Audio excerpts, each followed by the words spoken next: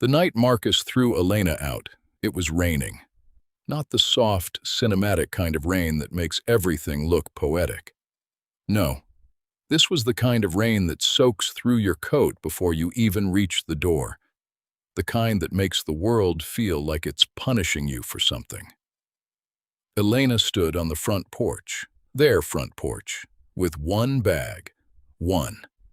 Because that's all he gave her time to grab. She could hear him on the other side of that door, breathing hard, still angry, maybe even satisfied with himself. And then she heard the lock click.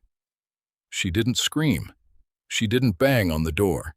She just stood there, rain hitting her shoulders, and looked at the house she had spent 6 years of her life building into a home. The garden she planted by the window? She did that. The paint on the shutters, that deep navy blue Marcus said he hated but secretly loved. She picked that, the welcome mat that said, "Home is where the heart is." She bought that on their 2nd anniversary. And now, she was standing on the outside of it, locked out, soaked, with nowhere to go. But here's what Marcus didn't know that night, what nobody knew, is that Elena wasn't just leaving with a bag. She was leaving with a plan. And 7 days later, Marcus was the one standing at that same door, with boxes. You know, someone sent me this story and said, "Nobody will care about this." And yet, here you are, still watching. Because you felt something just now, didn't you? If you're the kind of person who stays when a story gets real, hit subscribe and tap that bell. Because the stories I bring to this channel, they don't let go. And neither will this one. To understand what happened that rainy night, you have to go back.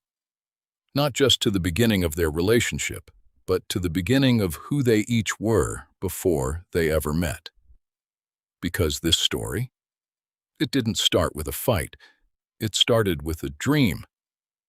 Elena grew up in a small apartment with her mother and 2 younger brothers, 3 bedrooms, 1 bathroom, and a radiator that only worked when it felt like it. Her mother worked double shifts at a hospital, not as a doctor, not as a nurse, as the woman who cleaned the floors that the doctors walked on. Elena watched her mother come home exhausted every single night, shoes off at the door, dinner reheated, lights out by 9. And she made herself a promise. One day, I'm going to have a home, a real one that's mine, one that nobody can take from me. That promise became her fuel. She studied hard, worked harder, and by her late 20s she had built a quiet but solid career in accounting. Nothing flashy, nothing glamorous, but stable, intentional, hers. Marcus was different. Marcus grew up with more space, more confidence, more of everything. He was the kind of man who walked into a room and immediately became the center of it. Charming, funny, the type of guy who makes you feel like the most important person alive when he wants something. And when he met Elena at a mutual friend's dinner party, he wanted her.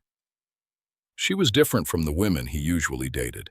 She was quiet in a way that felt like depth. She didn't laugh at everything he said. She asked him real questions.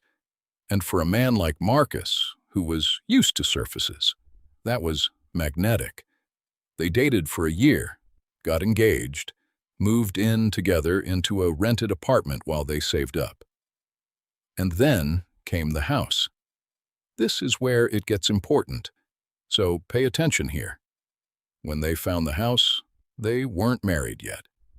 The wedding was 4 months away, and the house needed to be purchased now, or someone else would take it. Marcus pushed for them to move fast. Elena hesitated. "Shouldn't we wait until after the wedding?" she asked. "So we can do this together, properly." Marcus smiled that smile of his and said, "Baby, what's mine is yours. You know that." Famous last words. Because here's what happened next, and this is the part that changes everything. The deposit? Elena had it. She had been saving for years, quietly, carefully, the way her mother taught her. $30,000 sitting in an account that Marcus didn't even know existed until she told him. Her money, her savings, her dream. But Marcus had the credit score. Marcus had the stable employment history on paper. The mortgage broker told them plainly. The loan would be stronger under Marcus's name. Just his name. "It's just paperwork," Marcus said. "It's temporary," Marcus said. "We're getting married in 4 months. What does it matter?" Marcus said. And Elena, who had spent her whole life being careful, being smart, being intentional, looked at the man she loved and believed him.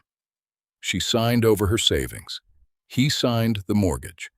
And just like that, the house she dreamed of her whole life was legally his. Now ask yourself something. Have you ever trusted someone so completely that you handed them the very thing you worked hardest for? Have you ever looked at someone and thought, "This person would never use this against me"? Because Elena did, and for 4 years after they moved in, it was fine. It was good, even. They got married. They built a life. That house became a home. Their home. And the paperwork? Elena almost forgot about it. Almost. Because Marcus didn't forget. And on the night he decided their marriage was over, the night he decided he was done, he was moving on, he had someone new, the first thing he did wasn't call a lawyer. The first thing he did was remind Elena of one very specific fact. "My name is on that deed. This is my house, and you need to get out." Elena stood there and felt something she hadn't felt in a long time. Not fear, not sadness, clarity. Because in that moment, she remembered something Marcus had forgotten, something that had been sitting quietly in the background for years, something that, if you knew the law, if you knew your rights, if you had paid attention, changed absolutely everything. What did Elena remember? And why did that one memory make Marcus's confidence crumble 7 days later? Most people, when they get thrown out of their home in the rain, fall apart. They call their friends crying. They post something on social media they'll regret later. They show up at their mother's house broken, humiliated, replaying every moment, wondering what they did wrong. Elena did none of that. She called one person that night, just one. Her cousin, Rita. Rita was a paralegal, not a lawyer, a paralegal. But she was the kind of woman who had seen enough cases walk through her office door to know exactly what questions to ask and exactly which doors to knock on. Elena showed up at Rita's apartment at 11 p.m., soaking wet, one bag on her shoulder. Rita opened the door, looked at her, and said, "Tell me everything from the beginning. Leave nothing out." And Elena did. By midnight, Rita had a notepad full of notes and one very important expression on her face. Not sympathy, excitement. "Elena," Rita said slowly, putting her pen down.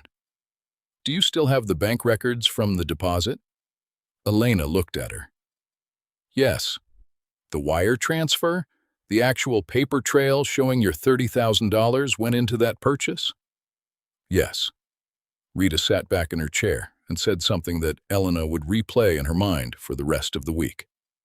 Then Marcus just made the biggest mistake of his life. Day 1.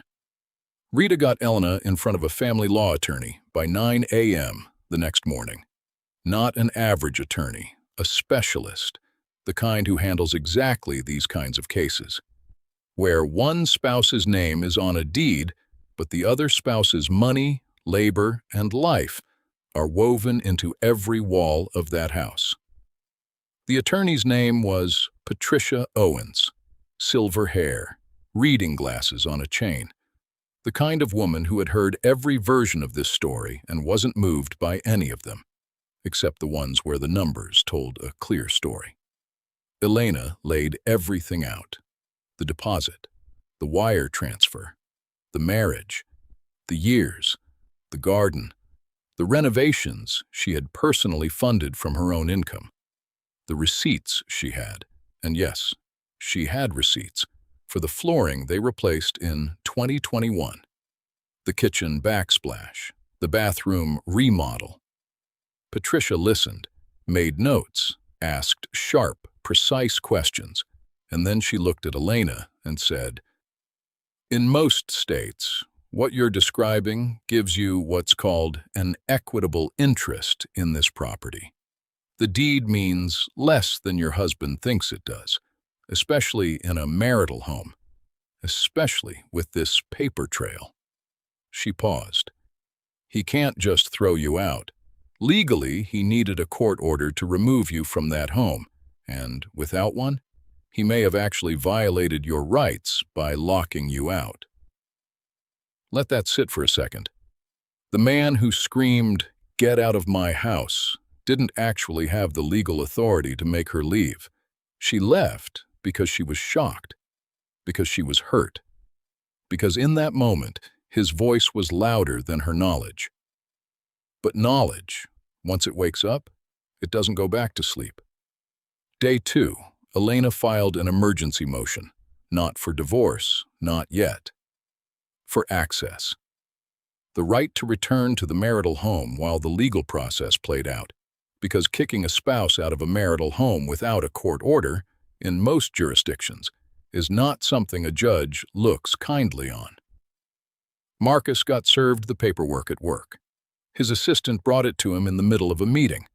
According to someone who was in that room, and yes, Elena heard about this later, Marcus laughed at the paperwork, actually laughed, passed it around like it was nothing. And I need to stop here for 1 second, because if you're watching this and you're thinking, there's no way this ends well for her, you need to subscribe right now and turn that bell on. Because I promise you, the people who've been sleeping on this channel are about to wake up. He didn't call a lawyer that day. That was mistake number 2. Day 3. Elena went back to the house, not alone, not sneaking, with a court-issued notice that gave her the right to retrieve her belongings, and, pending the hearing, her right to occupy the home was not legally terminated. Marcus wasn't there when she arrived. He was at work, still not taking this seriously. But Elena wasn't there to move back in. She was there to document. She walked through every room with her phone, recording every renovation, every piece of furniture she had receipts for, every corner of that garden.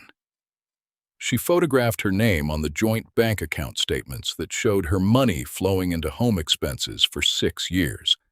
She was building something Marcus couldn't see yet. A case. Day 4. This is the day Marcus finally called a lawyer, because his lawyer called him first, after receiving the motion from Elena's attorney, and said something that made Marcus go very, very quiet. How much did she contribute to the down payment? $30,000, Marcus said. Silence on the other end of the phone. And whose name is on the mortgage? Mine. More silence. And you've been married how long? 6 years. The lawyer exhaled slowly, and then he said, "Marcus, I need you to come into my office. Today." Day 5. The hearing. Elena sat on one side of the room, calm, composed, dressed simply, nothing performative, nothing aggressive, just present. Marcus sat on the other side. For the first time since that rainy night, Elena saw something on his face she had never seen before. Uncertainty. The judge reviewed the motion, reviewed the financial records Elena's attorney had submitted, asked Marcus's attorney a few pointed questions that his attorney struggled to answer cleanly. And then the judge said something that made the whole room shift. "Mr. Marcus, are you aware that locking a spouse out of a marital residence without a court order is considered unlawful exclusion in this jurisdiction?" Marcus's attorney leaned over and whispered something in his ear. Marcus said nothing. The judge granted Elena temporary right of return to the home pending full divorce proceedings. She walked back through that front door on day 5, past the welcome mat that said, "Home is where the heart is," past the navy blue shutters, past the garden she planted. And she sat down at the kitchen table, her kitchen table, and for the first time in 5 days, she cried. Not from sadness, from relief, from exhaustion, from the overwhelming feeling of a woman who had been counted out, walking back in. Day 6, Marcus's lawyer called Patricia Owens. He wanted to talk settlement. Day 7, Marcus packed his bags, not because a judge ordered him to leave immediately, but because his own attorney, the man he finally hired on day 4, sat him down and told him the truth that Marcus had been running from all week. With her financial contribution to the down payment, 6 years of marriage, documented home improvements she funded, and the unlawful lockout on record, if this goes to full trial, there is a very real chance she walks away with this house, or a settlement so large it amounts to the same thing. "So, what do you suggest?" Marcus asked. "I suggest," his lawyer said carefully, "that you stop thinking about this as your house and start thinking about what you want to walk away with." And so, on day 7, exactly 1 week after he stood at that door, chest puffed, voice raised, certain he had all the power in the world, Marcus carried boxes out of the home Elena had built, past the welcome mat, past the navy shutters, past the garden. He didn't look back. But here's the question that's been sitting underneath this whole story. Was this just about a house? Or was this about something much deeper? About who holds power in a relationship, how that power shifts, and what happens when the person who was underestimated finally decides to stop being quiet? Because the most important part of this story hasn't happened yet. What did Elena do next? And what did she say to Marcus the day he came to pick up his last box? The day Marcus came for his last box was a Tuesday, a quiet, ordinary Tuesday, the kind of day the world doesn't mark on any calendar. No drama in the sky, no rain this time. Just pale morning sunlight coming through the kitchen window. She was sitting at the kitchen table when he knocked. He knocked. At the door of the house he once screamed was his. The man who had changed the locks, who had stood on the other side of that door, breathing with satisfaction. He knocked. Elena opened the door.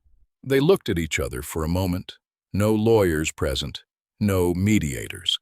Just 2 people standing in the wreckage of 6 years, trying to figure out what expression to wear. Marcus looked different. Not broken, Marcus was too proud to look broken, but smaller somehow, like the week had quietly let some air out of him. He said, "I just need to grab the last box. It's in the study." Elena stepped aside. Let him in. She didn't follow him. She went back to the kitchen, back to her coffee, and she waited. A few minutes later, Marcus came back through the hallway, box in his arms. He stopped at the kitchen doorway. Maybe he expected her to be angry. Maybe he expected tears, or accusations, or one final dramatic argument. The kind that would make him feel like the story was still about him. Instead, Elena looked up from her coffee calmly and said, "I hope you find what you were looking for, Marcus." Not sarcastically, not with venom, just plainly, quietly. The way you speak when you've already processed something that the other person is still running from. Marcus stood there for a second longer than he needed to, and then he nodded. Once. picked up that box, and walked out of the home he once screamed was his. I've told a lot of stories on this channel, but the moment I got to this part of Elena's story, I had to put my notes down. Because some endings don't feel like endings. They feel like justice.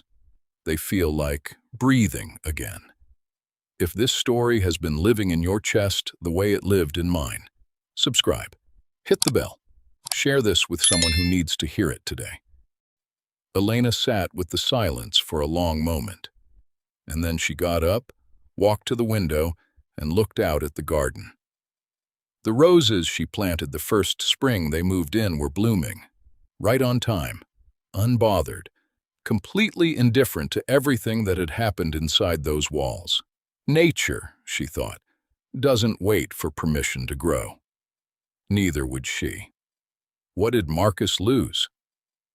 And I'm not talking about the house. Marcus lost something that no court document captures, no settlement figure reflects. He lost Elena, not just as a wife, as a witness, as the person who saw him most clearly, his charm and his flaws and everything in between, and chose him anyway, every single day for 6 years. That kind of love doesn't show up on a deed, and you can't file a motion to get it back. In the months that followed, people who knew them both noticed something interesting. Marcus, the charming one, the confident one, the one who always seemed to have everything under control, quietly fell apart in the way that people fall apart when nobody's watching.